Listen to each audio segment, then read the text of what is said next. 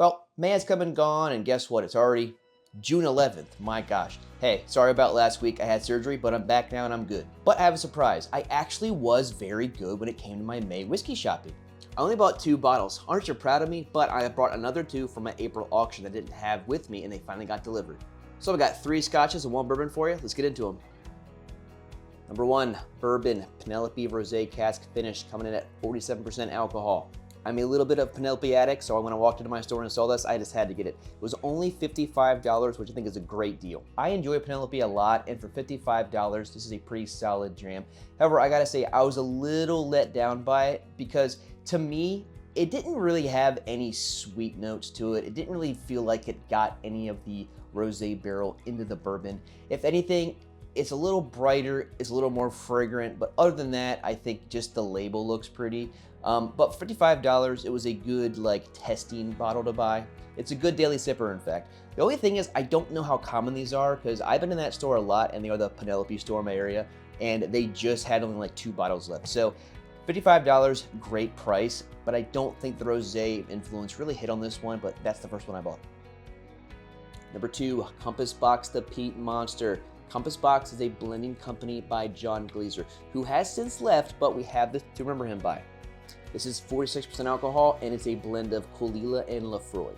I really enjoy Compass Box. I have not reviewed one yet. I really have to, but the Peat Monster, and if anything, the art on this bottle is just awesome. Now, John Glaser started Compass Box, and he has since left, but the thing I really enjoy about Compass Box is when you buy a bottle from them, you can go on their website, and I'll put a graphic for you up right now, and it'll show you the blends and the whiskeys they used and the percentages of this whiskey. So you can see this one has a few Caol Ilas in it, and there's definitely a Laphroaig influence. I don't know the specific Caol Ilas or the Laphroaigs. If I do find out in editing, I'll put a voiceover for you. But I will say, if you've had Port Charlotte or Octomore, this won't really taste like a monster to you, but I will say it does have that nice sooty, Ardbeg, meaty, Lagavulin texture to it with a little bit of that lighter influence from the Caol Ila. And I enjoy this one. I mean, this is a non-standard peated Islay, and it's only $65. I got this for a pretty good deal. And for a blend, you wouldn't even know it's a blend. They do stuff so well at Compass Box that this thing just tastes so good. So if you can find a Peat Monster or just any other Compass Box, go ahead for it. This is $65, great. So that's number 2. My first auction bottle is Ballechin Marsala cask finish. Now, Ballechin is from the Edradour distillery and is a heavily peated highland. So this is a no-age statement coming in at 46%. And you know what? It is really good and really smoky.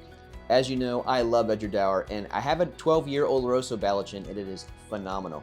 This one, the no-age statement with the Marsala, I saw the Marsala and I just had to pick it up. I love Marsala finished whiskeys, especially these scotches. But this one, I don't think it had a long enough time in the Marsala. Again, I don't know how long it was in there, but if it's a no-age statement scotch, it's at the very least 3 years old, or it can't be a scotch. So we know that much.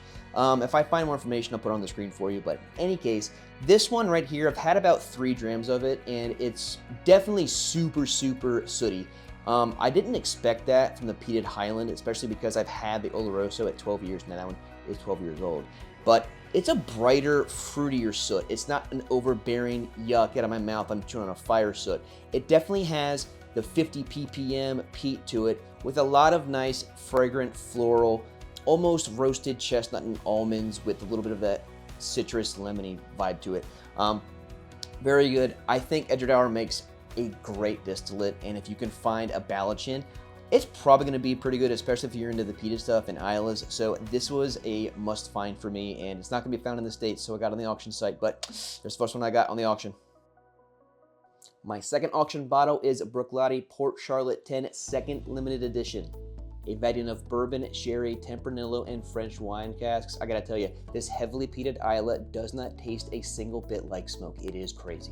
And obviously, you know me, I'm a Bruichladdich fanboy, so when I saw the second limited edition of a Port Charlotte 10, had to get it. I got this for 66 euros, which is $70. Oh, the Ballechin was 87 euros, about $93. Now, crazy, I had this one and the Ballechin side by side one night, and the Ballechin, peated Highland, and a heavily peated Islay here at 40 ppms. This had absolutely no smoke or peat on the nose or the palate. It was crazy. I was like, am I drinking a Highland here and that one's the Isla or what? And this is 40 ppms. And if you've had the PC10, the original release, that thing is very, very smoky and very, very meaty. This was almost like a orange, bright, fragrant Highland. It was crazy. I got no smoke influence out of here, but of course, you got the really nice Bruichladdich distillate there. It is very smooth. This is also a 50% alcohol, the same as the other Port Charlotte 10 that I have. And I'm gonna have another pour of it tonight, but the first experience I had, it sat in the glass for 45 minutes to an hour or so. It definitely got oxidized. No peat, it's crazy. So I don't know exactly what they did when they distilled this guy, but it's probably the mix of the bourbon this year, the Tempranillo, and the French wine that did this. But that was a very cool experience with this Port Charlotte right here.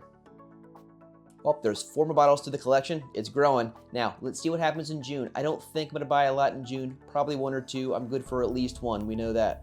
But as always, like this video, give it a like. Want to support me? Subscribe is the best way to do it. If you like these bottle showcase videos, let me know in the comment down below. Or if you want to see some other types of bottles or other showcases that I have in my collection, I love doing that. Talking about my collection is super fun. But as always, see you guys next time, and cheers.